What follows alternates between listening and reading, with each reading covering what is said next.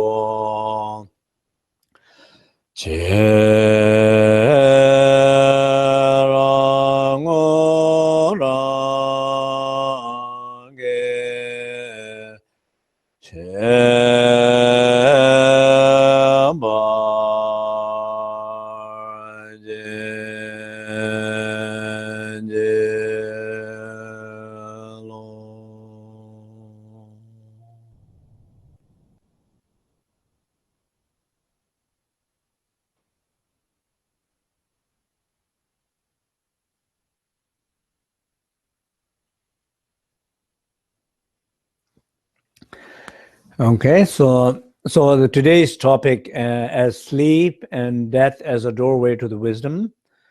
So maybe just to speak a little bit about what is a wisdom, and as in the Guru Yoga prayer we just did, we are saying recognizing one's own true nature as a Buddha. So every sentient being, every human being, all of us, our true nature is a Buddha, and our true nature is can be called many different names. So what does this also means when we're talking here, wisdom, the doorway to the wisdom is our true nature. It's also our wisdom. So when we say wisdom, wisdom is the understanding, or the one who understands the awareness which understands our essence, awareness which understands our true nature, awareness which understands that wisdom within us. And when that awareness takes places in us, then we have wisdom. Basically, that's what wisdom is referring to. So wisdom is a state of consciousness or state of awareness, very higher state of awareness, a very higher and very subtle state of consciousness, which knows the truth, which knows oneself. So that is what is referring to wisdom. So the idea of the sleep and death being the doorway to that wisdom is, I think, is a very important one, because in our life we sleep every day, probably 1/3 of our lifetime as we sleep. So maybe we sleep 20 years, maybe we sleep 25 years, maybe people who live a little bit longer life, 90 years old, then you sleep 30 years. So just imagining sleeping 25 years or sleeping 30 years, and that's actual sleep, moment of sleep, having some access to our awakening, our wisdom, is something, it's really like amazing, to think about that. So that there is this really like a possibility to not only it's not only to talk about intellectually or talk about theoretical possibility, but actually experientially it's possible. So this, of course, that experience of wisdom, that experience of, also in these teachings also refer as a clear light. A clear light, we say Wesal. So clear light, in a way, clear is referring to more like emptiness in space. Light is referring to one which illuminates, one which understands, one which is conscious, or one which is aware of it. So that wisdom of that space, the awareness of that space, that is what really it's referring to. And that awareness occurs many times in our life. And in this very moment, as I am speaking, this very moment, as you're listening, you do have that awareness. So you, it's there, but not necessarily that we are conscious of that, not necessarily that we are aware of that. It's there. And what makes more possible, those people who are more grounded in their body and be more still, and those people who are grounded in their speech and more silence, those people who are more connected with their heart and their mind, they are more open, they are more spacious, but they are not victimized, or they are not conditioned too much by their weakness, fears, and their egos, but able to remain more in that space, more chance that they have access, or more chance they are fully aware at this very moment. Their actions or the speaking or even thoughts will not interfere the experiences of that wisdom. So that is possible. The many moments it's possible to have that access to it, but we are not, of course, going to talk about all those possibility and all those moments. We are talking very, very specifically two very specific moments. Is one is that sleep, and one is the dying process. So sleep, for example, in ancient tradition, in Tibetan tradition, and in the Burn tradition here, in the Buddhist tradition, and many higher tantric cycle of teachings, and also many the tradition of great perfection, the Dzogchen tradition. And in these tradition, the dream and sleep has been one of the very important path and practices, method of practices to achieve liberation, to achieve enlightenment.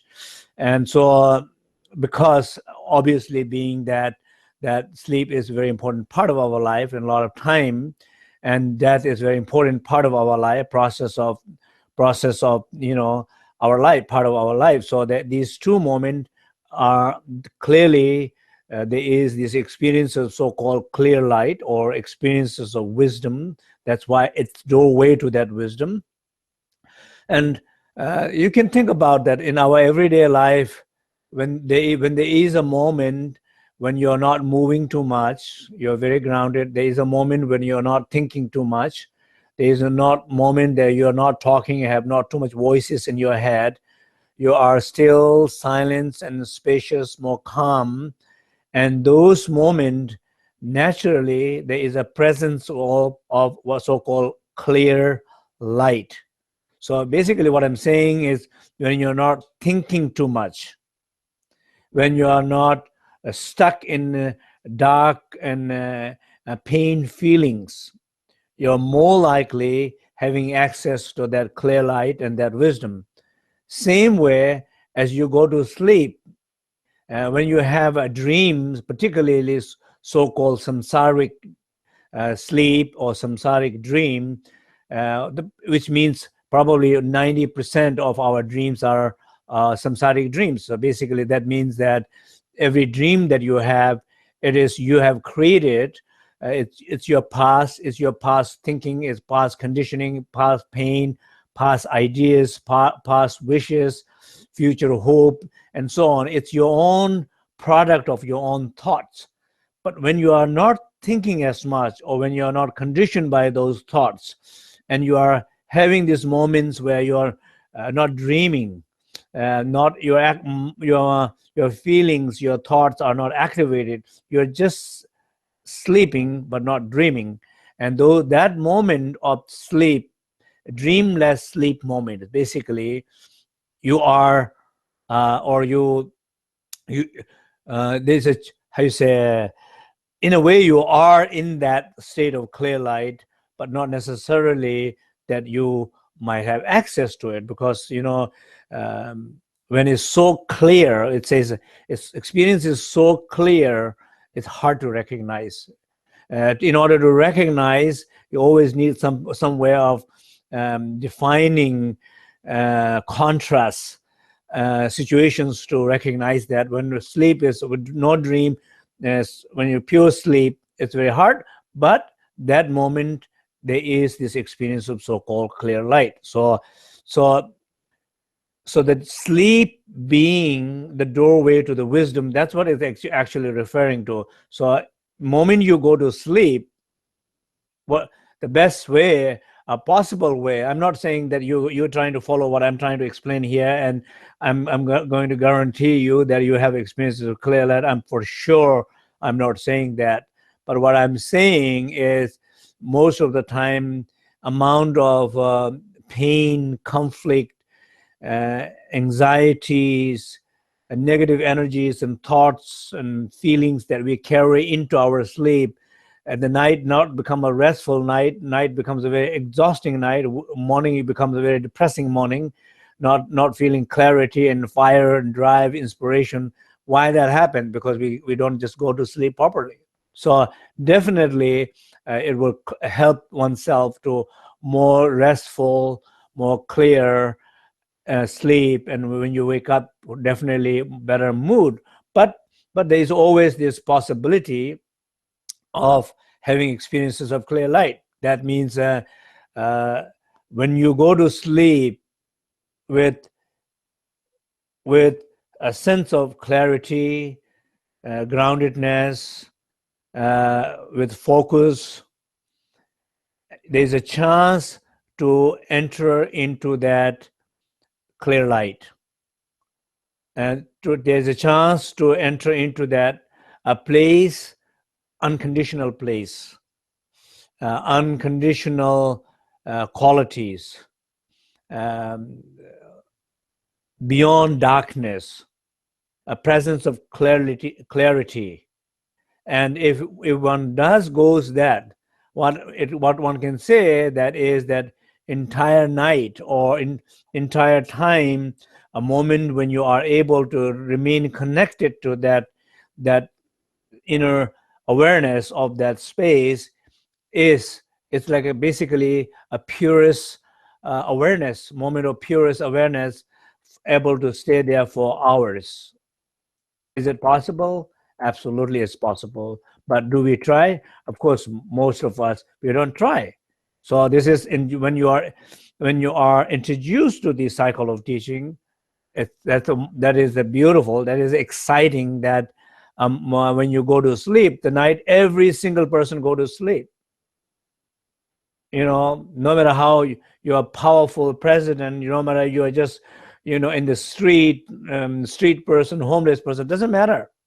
Everybody goes to sleep, and everybody has that opportunity. And those of us who are trying to do our best to engage the practice of sleep and dream yoga, it's every night we have this opportunity to try. And and of course, with the support, with the knowledge, and if you try, you have much more chances. Because many times when I teach these things on a weekend or 4 or 5 days, I know some people would say, I've never had experiences of lucid dream, I never had experiences of even peaceful sleep.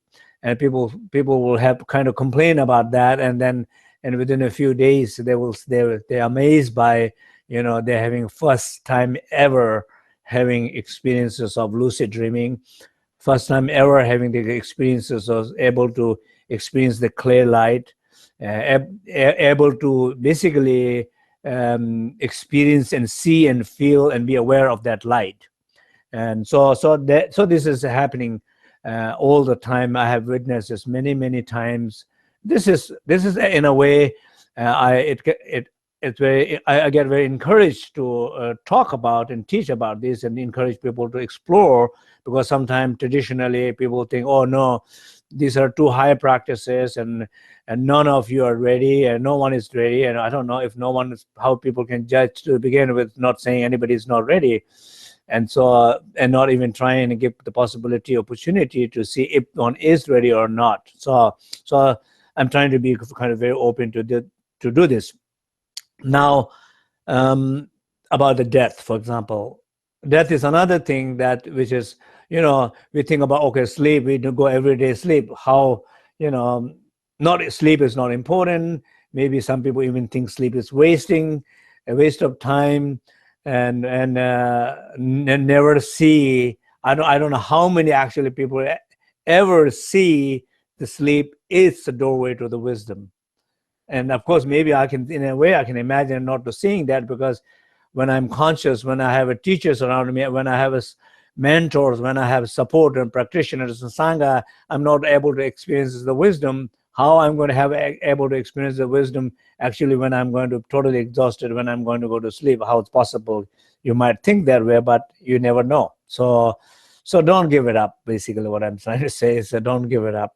So the other situation is about the death. In traditionally, a process of dying, we say pardo, the intermediate state, and there are a number of different stages of the pardo, and then one particular stages of the pardo. And the first, it's called Versalji pardo, the intermediate state of clear light. So that is exactly what I'm referring here as the sleep.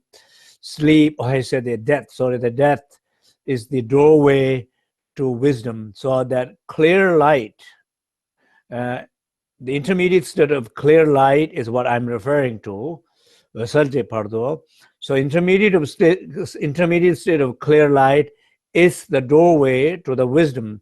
So the question is, if anybody can have their experiences? Of course, anybody can have their experiences, but it's not easy to have that experience, because you need to have enough realization, enough familiarity, enough knowledge, enough experiment throughout the life, throughout the day, that through your sleep. So basically, how many, imagine in 1 month, we sleep 30 times, around 30 times.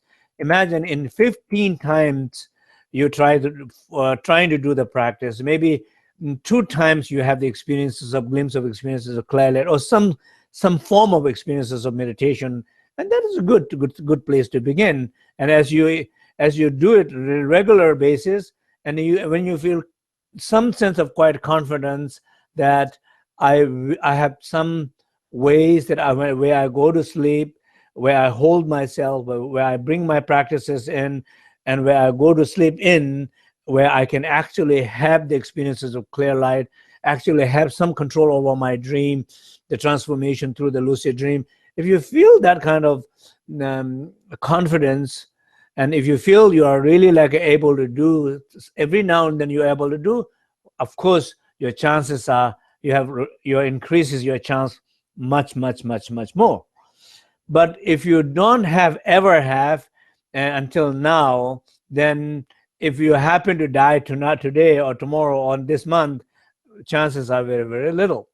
So of course we are not talking about what we are really trying to talk here is there is this doorway. The process of dying is the doorway, and most of the time we have very negative relation to the death. We think about our death. We think about negatively about death. We think about death is the loser, or losing control, has no meaning. It's the end of something. Kind of a lot of negative, consciously, unconsciously, socially, collectively, individually. We have negative meanings about the death, but we don't think death is also a great possibility for a yogi to enter into this wisdom and enter into the realization, because sometime in ancient time it is said that a yogi who really have some realization, have achieved some realization throughout their life, they're kind of in a way waiting for that last moment, because if that last moment is the moment they're going to enter into that awareness, awakening for their final realization. It's like a subject that you go to the school, and a subject that you choose and you love to study, and you have studied very hard, and you are very familiar, and you are completely ready to do a test. And do you wait for the test? Do you look forward to the exam? Yes, of course. You look forward for the exam because you know for sure you're going to pass it. And you know your whole purpose of studying is that there's some sense of completion, ending of it. And you will achieve that. So, but you will achieve that when the exam is going to happen. So the same way, so higher yogi, for some sense, they are also kind of wait for that moment. When the moment of pardo, moment of the dissolution happens, they know they kind of prepare themselves to that moment and enter into that clear light. So if you look into all the experiences of the how you say near-death experiences, near-death experiences where many people talk about the tunnels, seeing the tunnels. Many people talk about the seeing the light, and it, in a way, those tunnels and those lights are, I think, in some way, what we call external manifestation of inner light. So it's the external manifestation of inner light, which is what that means is that these lights that they see is kind of connecting to their nature and their essence of their mind, because it's manifesting from that. Because if, for example, a awakened person sees everything so much luminous, so much awakened, so much lively, so much playful, so much joyful, they see all these qualities in appearances. And reason why they see all these quality in appearances is because they are internally awakened. Internally, they are awakened to that light. That light is reflected out in appearances, in objects, and in matters. So the same way, I think near-death experiences, when people have those experiences, these lights are like the manifestation of their inner awakening.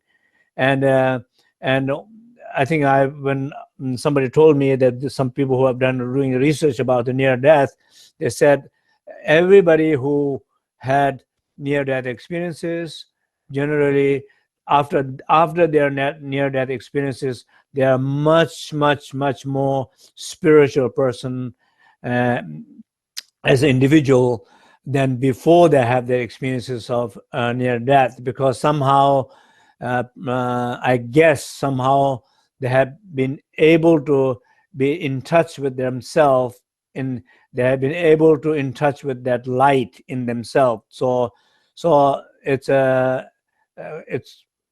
common experiences. These are mentioned again and again by different people.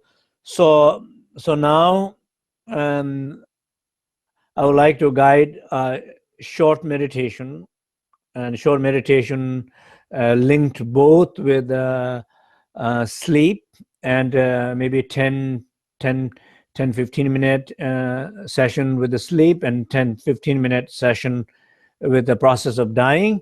And I know, like, sometimes when I talk about the death, and people really don't like the idea of talking too much about it, and not they're not liking the idea about even dying, even meditation of the death.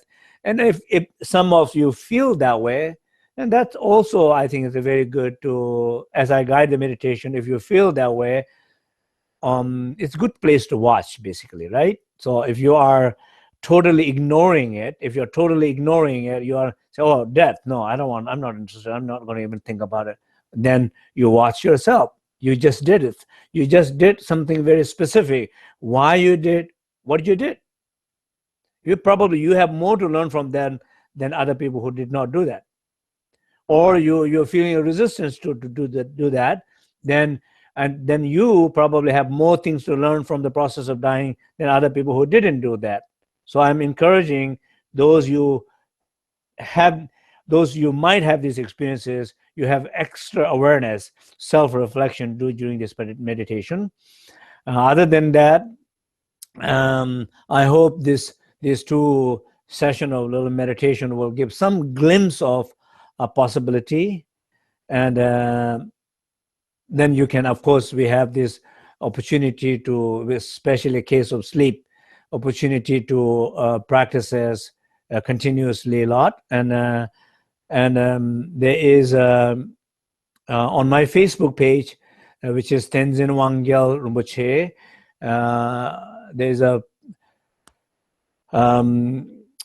when I was in Hungary, Budapest, when I was teaching there on sleep yoga, we did a little bit of live recording of the sleep yoga teaching, and I think there are certain exercises there in that particular live webcast, which is recorded on my Facebook page. You can probably, if you look at there, you will see it. If you're interested a little bit more to understand about the sleep yoga and what this doorway to the wisdom or clarity means, I would encourage to watch that. So I'll give you a little bit more information.